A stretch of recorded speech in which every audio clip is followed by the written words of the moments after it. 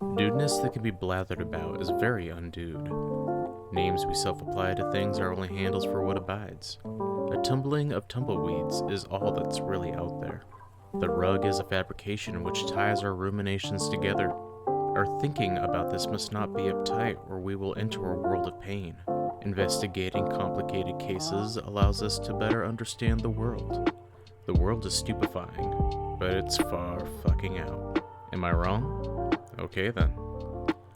The dude digs the style of the stranger, and the stranger the style of the dude. They differ only in their beverages. The Tao helps make sense of the whole darn human comedy. It is a theory of everything. I can get you a toe. There are ways, dude.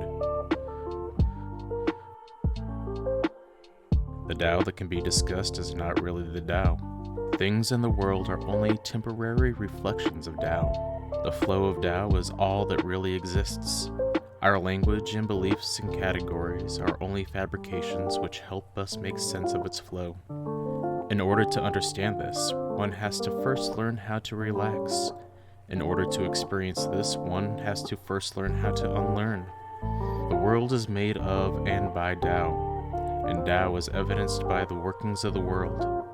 Tao and the world may seem separate, but that is only because we are hardwired to see it that way.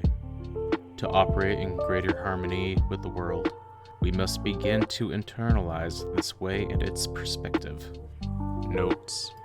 Of all the religious and philosophical books ever written, the Tao Te Ching may be the most humble. That's because right at the outset it states, what we're going to discuss cannot really be adequately talked about, because words can't really describe it.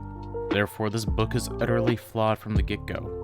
Nevertheless, just for fun, let's take a stab at it. As a result, there's quite a bit of irony and even comedy in the Tao Te Ching. Certainly more than you'd find in most other religious screeds. The Big Lebowski sort of starts off in the same way.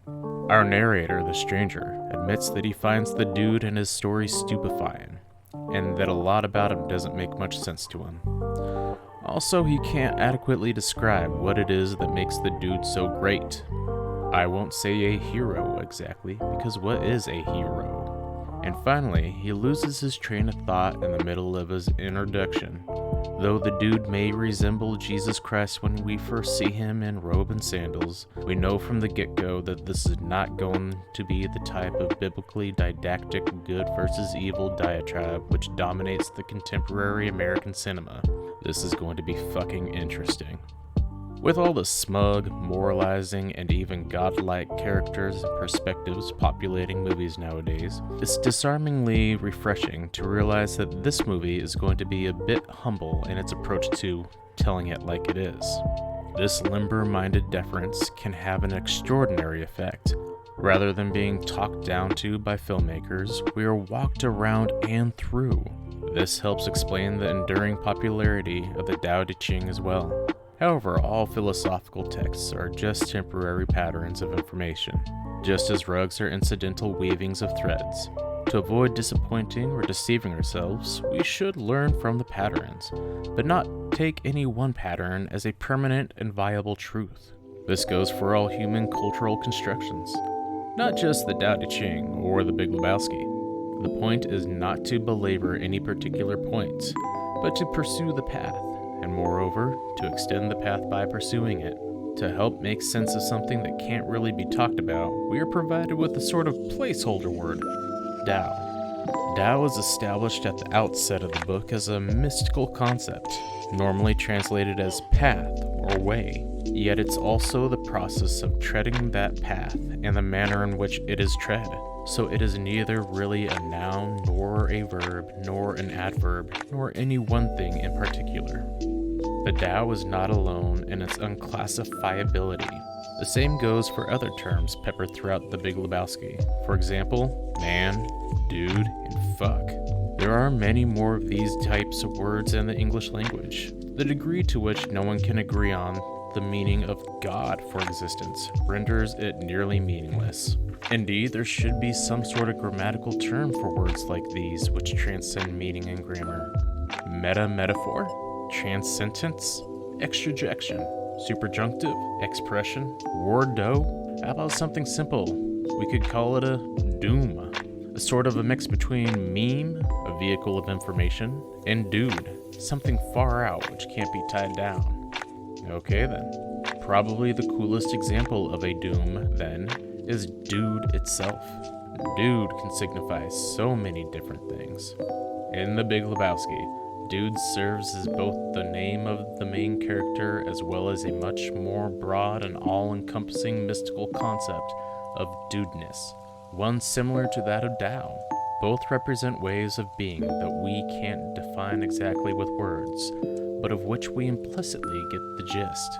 By giving the name Tao to something so vague and yet all-encompassing and all-purpose, Lao Tzu seems to have intended Taoism to represent a sort of theory of everything. This term already exists in physics, of course, the goal of unifying the different theories of physics into one cohesive whole, a feat yet unaccomplished. Similarly, all religions are attempts at fashioning their own Tao, even if they often end up being stubbed increasingly against science and other inconveniences of the modern world. This in mind, we like to think of Dudism as an attempt to produce a Tao that doesn't conflict with reason, yet still preserves the more practical and philosophical aspects of these old theories which people find comforting and inspiring. But of course, in The Big Lebowski, the Tao is merely a red herring, a distraction that nevertheless drives the dude forward.